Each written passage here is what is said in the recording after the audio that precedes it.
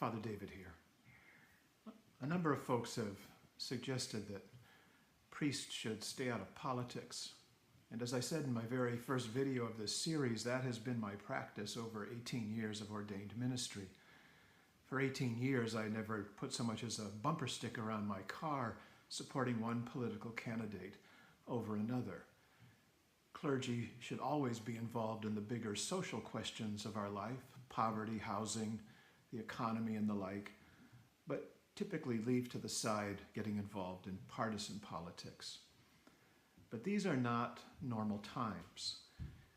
Our two political parties used to be able to disagree, but disagree over a common set of facts. And now we are living in days and times when we can't agree to that. In fact, the whole point of Trumpism is to create misfacts, alternate facts, extremist facts that don't measure with reality, but are raised up simply to inflame people to follow him and to give them justification for abhorrent positions. Let's take abortion, for example. The vast majority of abortions occur before quickening. Quickening is what almost all of the major religions for centuries believed was the time that the soul entered the body. Quickening was the cutoff time under the Roe decision of about 24 weeks for abortions. But what do we hear day in and day out from the Trump extremists?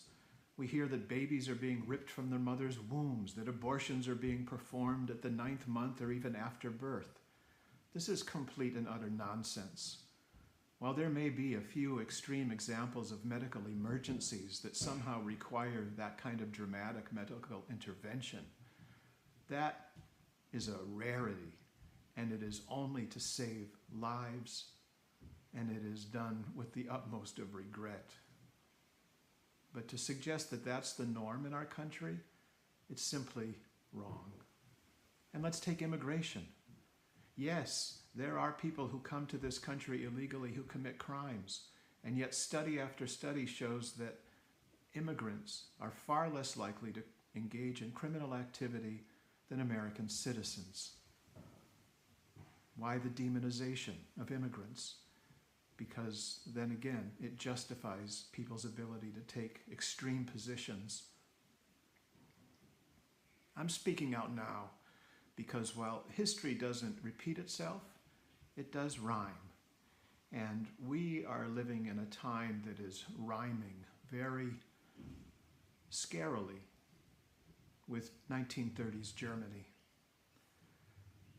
Back in 1930s Germany, it was Hitler who was making the Jewish people the boogeyman to fear with all kinds of extreme and untrue claims that ended up justifying some of the most horrific conduct that we have seen in the history of the world. Trump is a wannabe Hitler. He too is drumming up hatred and fear among people who are normally good-hearted and kind, so as to justify all kinds of horrific actions. Imagine deporting without due process 5% of our American population.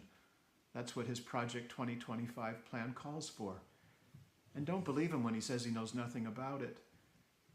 It's his campaign workers and his former administration officials who are part and parcel of this. He knows everything about it, but he's a man who can look you straight in the eye and lie without batting an eye. So yes, I will continue to speak up in this partisan case because you who support this man are in danger of becoming those in the German populace who so broadly supported Hitler. And the end result of that is inevitably shame and regret. Now's a good time to get off the Trump train. Take a hard look at what really is going on in our country and start to regain the common decency that joins us all together as Americans. We are better than this.